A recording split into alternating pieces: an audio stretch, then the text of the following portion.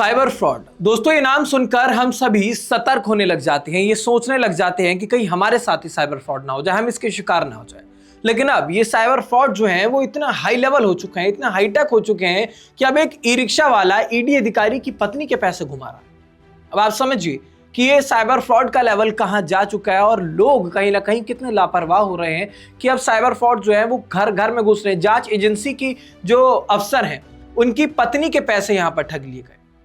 मैं आपको आज बताऊंगा इस वीडियो में कि कौन ये अधिकारी थे, कहां के अधिकारी थे, कितनी ठगी हुई है और आखिरकार हमें कितना सतर्क रहने की जरूरत है। नमस्कार, मेरा नाम ऋतिक ठाकुर है और आप इस वक्त द हिंदी टॉप देख रहे हैं। मुजफ्फरनगर साइबर पुलिस ने एक शख्स को पकड़ा। उसका नाम था नसीबुद्दीन। 38 साल का ये आदमी था और इसकी पढ़ाई 9वीं क्लास तक हुई है, लेकिन काम ये रिक्शा चलाने का करता है, ई रिक्शा चलाता है। लेकिन भाई साहब इतने तेजस्वी हो गए हैं कि एक ईडी अफसर के बीवी के अकाउंट से इन्होंने लाखों रुपए निकाल दिए। लाखों रुपए निकालकर चंपत करने के बाद ये भाई साहब कह रहे हैं कि हमने कुछ किया ही नहीं है। जब इनका अकाउंट चेक किया गया तो उस अकाउंट से 10 करोड़ 82 लाख रुपए का लेन देन है और उसमें से 18 लाख रुपए आए हैं ईडी के बड़े अधिकारी के पत्नी के खाते से। अब ऐसे में कहानी शुरू कहां से हुई आपको ये बताते हैं। ईडी अधिकारी की पत्नी स्टॉक में निवेश कर रही थी। टेलीग्राम पर उन्हें ग्रुप में जोड़ दिया गया। उसका नाम था USIND ट्रेनिंग स्टॉक। इस ग्रुप का एडमिन है सुरेंद्र कुमार दुबे। रोज सुबह उठते ही मैडम को सुबह ही गुड मॉर्निंग मैसेज पहुंचता है कि आज 12% का प्रॉफिट है और कल 15% का प्रॉफिट देंगे। और फर्जी चार्ट, फर्जी स्क्रीनशॉट और मैडम ने इतना भरोसा कर लिया कि 65 लाख रुपए उड़ा दिए। उन्होंने लिंक भेजा, उन्होंने पैसे के लिए बोला, उन्होंने 65 लाख रुपए ट्रांसफर कराए, अकाउंट में भेज दिए उनके। जैसे ही विड्रॉल का समय आया तो एडमिन गायब हो गया। ग्रुप के सभी लोग गायब हो गए, जैसे कि ग्रुप कभी था ही नहीं, ये ग्रुप कभी एग्जिस्ट ही नहीं करता था। लेकिन ऐसे में असली ट्विस्ट तब आता है जब जिस अकाउंट में ये पैसा गया वो अकाउंट का मालिक जो था वो नसीबुद्दीन निकला। ये वही 38 साल का आदमी है जो रिक्शा चलाता है। अब नसीबुद्दीन को जब पकड़ा, क्योंकि ईडी अफसर की पत्नी है, भाई ईडी अफसर तो जांच अधिकारी हैं, वो तो कहीं तक भी पहुंच जाएंगे, तो वो पहुंचे। अब नसीबुद्दीन को जब पकड़ा गया तो कह रहा भैया हम खुद ही शिकार हैं ठगी के, हमारे साथ भी ठगी हुई है, मैं तो बेरोजगार आदमी हूँ, रिक्शा चलाता हूँ, मैं कहां से इतनी बड़ी ठगी कर दूंगा।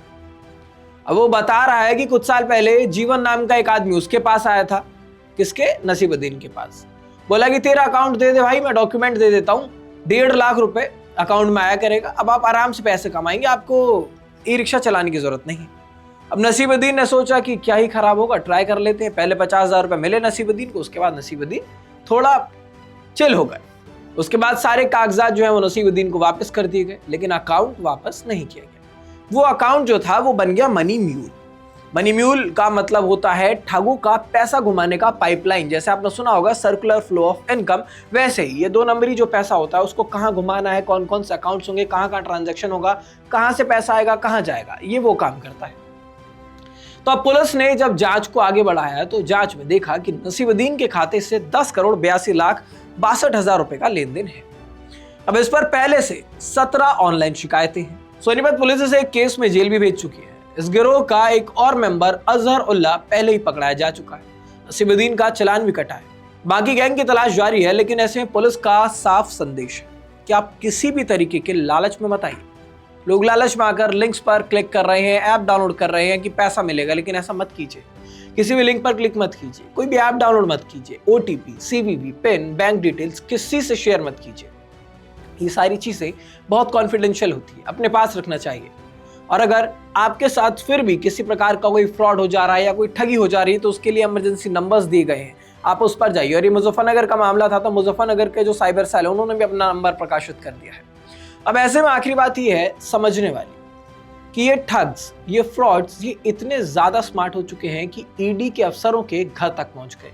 ईडी अफसर की पत्नी को ठग लिया। तो आप और हम बहुत साधारण आदमी है, क्योंकि एक जांच अधिकारी जब होता है, जांच एजेंसी का अफसर जब होता है तो वो पहले से ही बहुत सतर्क रहते हैं, अपने परिवार में सभी को अवेयरनेस वो बढ़ा कर रखते हैं।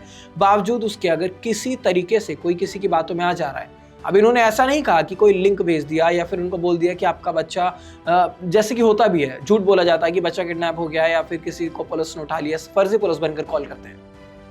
उन्हें पता था कि इन्हें लालच देना है कि यहाँ पर स्टॉक मार्केट में आप पैसा निवेश कीजिए, आपको पैसा मिलेगा। उन्होंने निवेश किया, टेलीग्राम पर फ्रॉड हुआ है। तो हर तरीके से जो ये साइबर फ्रॉड्स हैं वो काम कर रहे हैं। चाहे वो व्हाट्सएप ग्रुप हो, चाहे वो टेलीग्राम ग्रुप हो, चाहे वो कॉल पर हो, चाहे किसी तरीके से, ये हर तरीके को खोजते हैं, उसके बाद उसमें कैसे ये ठगी कर सकते हैं उसकी कोशिश करते हैं। तो आपको सबसे ज़्यादा सतर्क रहने की ज़रूरत है, इन साइबर फ्रॉड से बचे रहने की ज़रूरत है। इस वीडियो को बनाने का हमारा उद्देश्य भी यही था कि हम आपको जागरूक कर सकें और बता सकें कि जब एक जांच अधिकारी की पत्नी के साथ फ्रॉड हो सकता है तो किसी के भी साथ हो सकता है। आप सभी को सतर्क रहने की ज़रूरत है। अनावश्यक लिंक्स पर क्लिक ना करें, ऐप्स को डाउनलोड ना करें, अपनी तरफ से पूरी सतर्कता बरतें। अभी वीडियो आपको कैसी लगी हमें कमेंट सेक्शन में जरूर बताइएगा। साथ ही साथ वीडियो पर लाइक, कमेंट, शेयर जरूर कीजिए और द हिंदी टॉप चैनल को सब्सक्राइब कीजिए।